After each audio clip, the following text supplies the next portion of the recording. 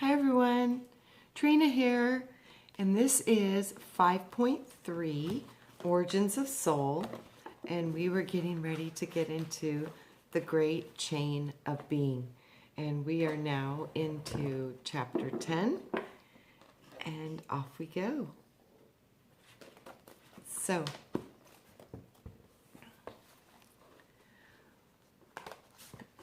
when I see nothing annihilated, and not even a drop of water wasted, I cannot suspect the annihilation of souls. Thus, finding myself to exist in the world, I believe I shall, in some shape or other, always exist. With all the inconveniences human life is liable to, I shall not object to a new edition of mine, hoping, however, that the errors of the last may be corrected. Benjamin Franklin. So, now let us consider how creation unfolded. From the original outpouring of light from the Creator came forth a great stepping down of frequencies that in turn created a vast hierarchy of dimensional planes and beings, each endowed with a spark of pure white light of the Creator. The great chain of being concerns two waves of creation that brought the universe into being. These are the involutionary wave and the evolutionary wave. So an involution wave and an evolution wave. These two currents are essential to the unfolding of awareness. As the Creator breathes out, divine consciousness flows out into the universe. This is the involutionary masculine wave that flows outward, helping to create the diversity of consciousness that goes from the one to the many. Yet, to do this, the Creator must step down into denser and denser forms, moving from spirit into energy, and from energy into matter, until it finally loses awareness of its own divinity. This stepping down of energy is what the Bible alludes to in the account of the fall, which actually refers to the fall in consciousness that exiles us from the full realization of our divine nature. The biblical account is a method of the deeper meaning of the story. Sorry, I need some water.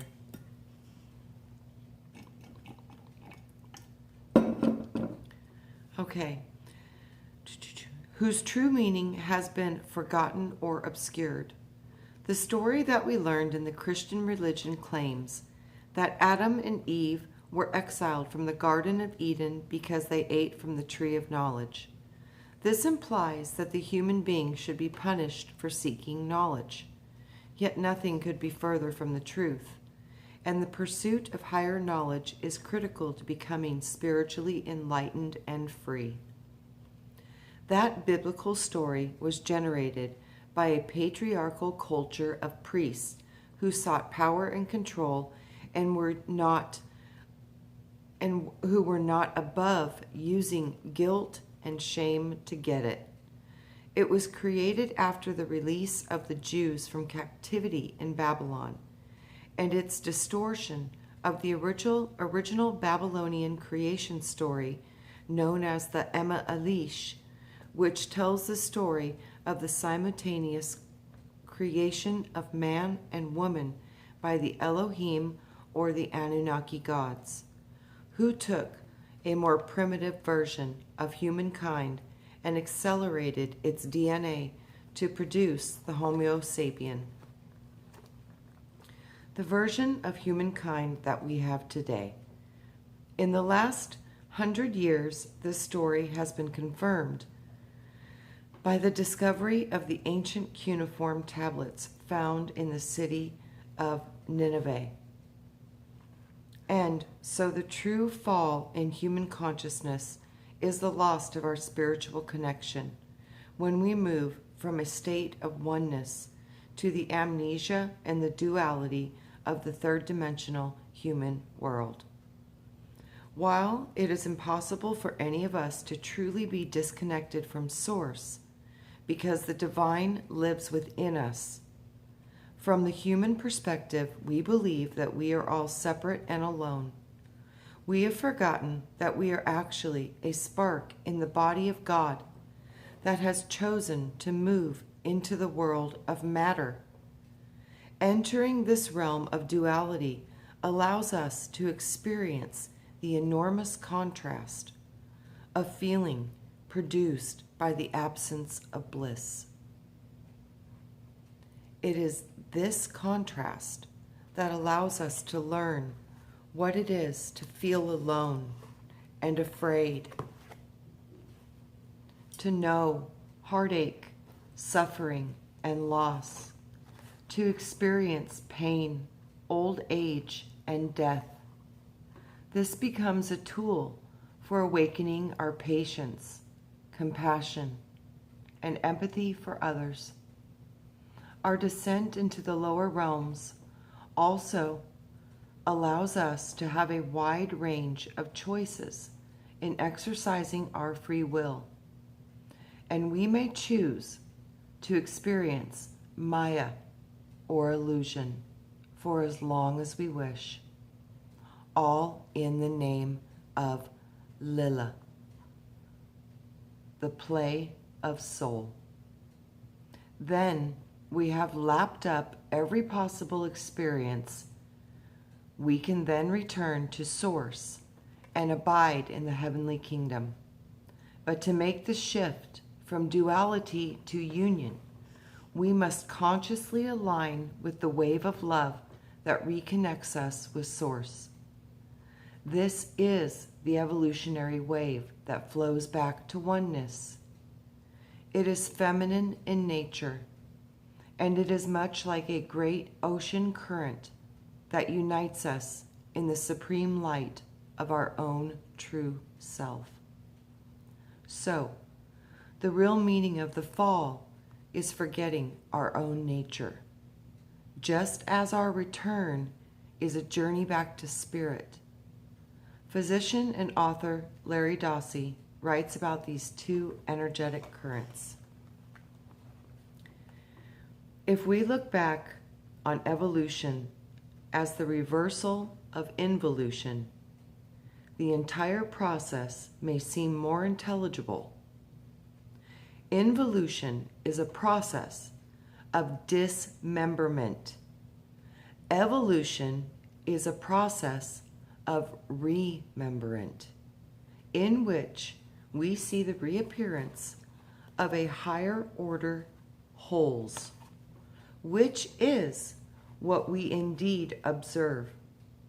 Involution is a process of decreasing consciousness. Spirit moves further into denser forms of matter. Evolution, a process of increasing consciousness, as spirit lets go of the attachments to matter. Spirit lets go of the attachments to matter, which is what the data shows. And the driving force behind the entire process is the return of spirit to spirit. Spirit remembering and reconstituting itself, building bigger and better brains in living organisms in this process, through which it can manifest this remembering. What is the key to making this reconnection? Mystical teachings tell us that it lies within the heart. Spiritual teacher Eckhart Tolle reminds us that the power of the heart is the power of life itself, the power of the very intelligence that pervades and underlines the entire universe.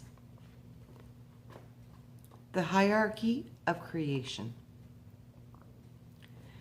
In the celestial hierarchy, written by Pseudo-Dionysius the Areopagite, the 5th or 6th century CE Christian theologian, the writer compares God to a ray of primal light that can never be deprived of its intrinsic unity. Yet, as the one proceeds to the many of the manifested worlds, it leaves a portion of itself in every creature. This manifestation takes place in the worlds of time, space, and matter, which creates a veil over the divine unity as it descends towards the extremities of creation. In the ancient world, this veil was thought of as nature, and it was called the Veil of Isis, signifying the inaccessibility of nature's secrets. I am whatever was, or is, or will be, and my veil no mortal ever took up. I am the things that are, and those that are to be, and those that have been. This stepping down of the primal creator through the agents of light and sound creates a hierarchy of spirit and matter and consciousness that acts like a ladder, unfolding from the highest levels of light to the lowest, so that every being may be led according to its capacity and its experience, and then embrace the principles that will lead it back to unity with the divine. The idea of the existence of a hierarchy is not just a political one. Hierarchy exists in every structure of nature, forming the subatomic, atomic, organic, and molecular levels, and ranging from a single cell to an entire bodily organ. From a single organ, these hierarchical structures cluster into organ systems, then join together to become whole bodies. From individual people, we evolve into a human species, then developing into families and villages and nations. Finally, all of these come together to become the inhabitants of a planet, which, along with other planets, make up a solar system. Thus, there is a gradual stepping up or stepping down of complexity in the world of matter. As we move up the ladder, we see increasing levels of sophistication, from the mineral kingdom to the bacterial, to the plant, to the animal, to the human, to the demigods, to the gods, and to the great Kohans, or masters, who oversee entire dimensional planes. Each progression upwards takes us higher in awareness, but it is built on the levels that exist below it. This evolutionary ladder leads us back to union with our own divine nature. Helena Blavatsky writes about this great chain of being in her opus, The Secret Doctrine. This is a picture in the book that they portray of Jacob's ladder. It says the dream of Jacob's ladder, showing angels going up and down, is a metaphor for the great chain of being that we all travel. It is in this ladder that leads back to heaven. And then this is the picture they show of Jacob's ladder.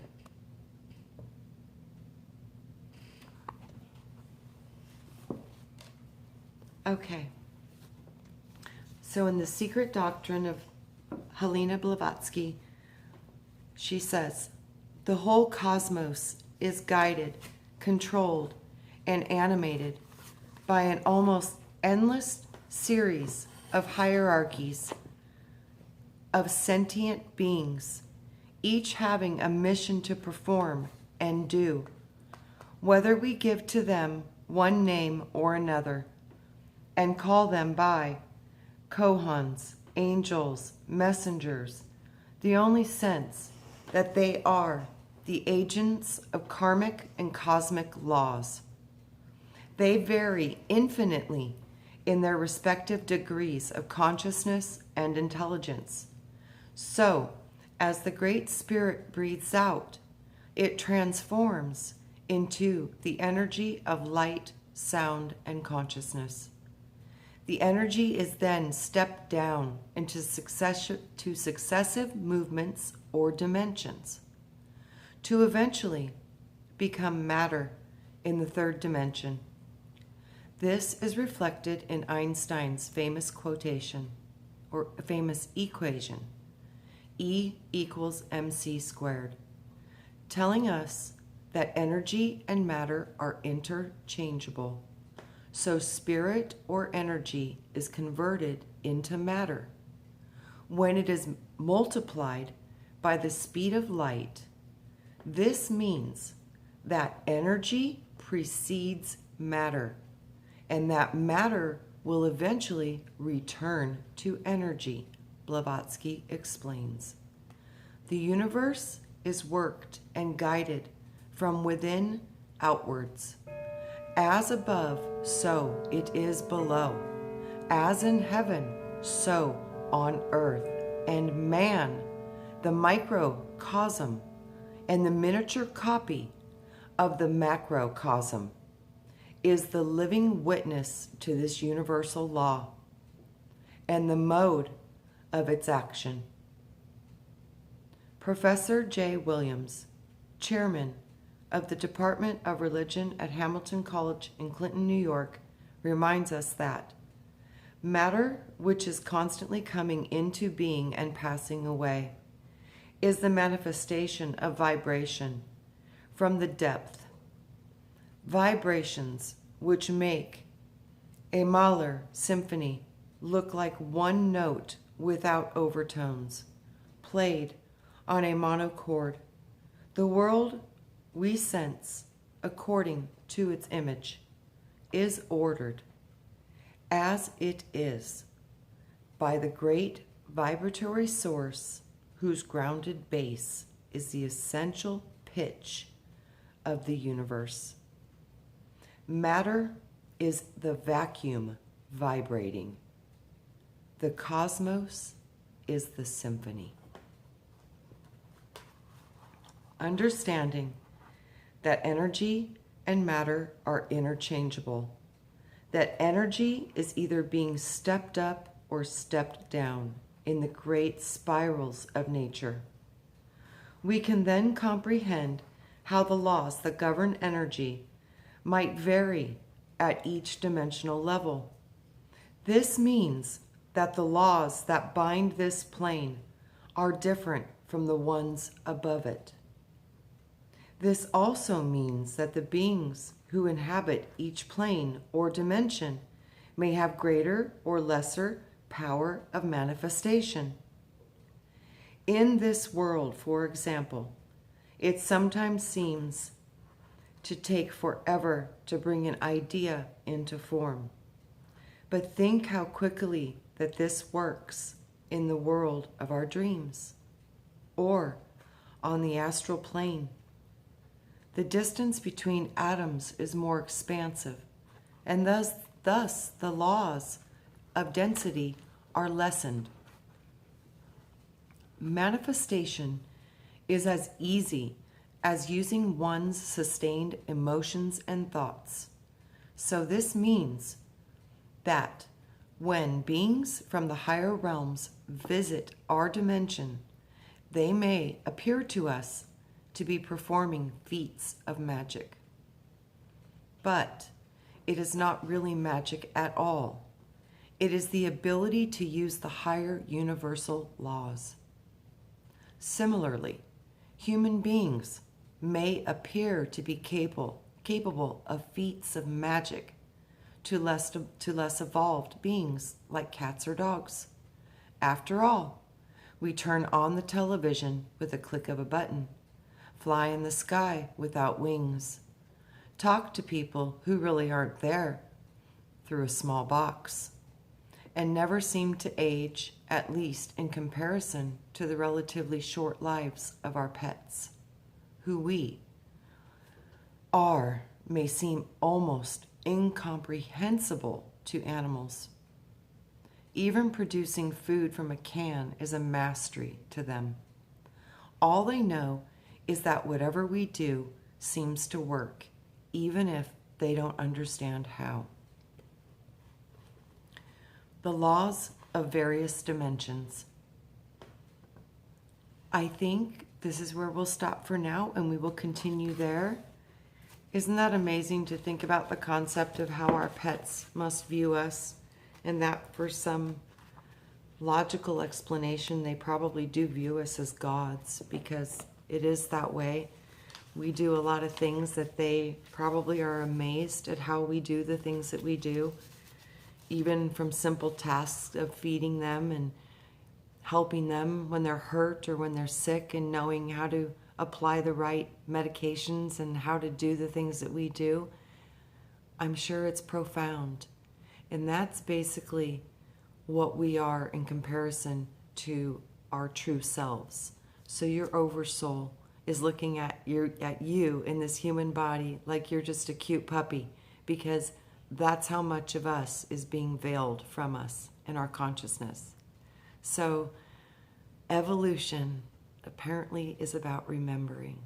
So remembering who you are as more than a body and more than a human, and knowing that your soul and your spirit, and that part is first, because all is energy. Matter is secondary. So start to bathe in the truth of that energy is first and it is last. So we are energy, and energy never dies. I love you all. We'll catch you on the next one. Have a beautiful day. Namaste. Much love and favor to you all.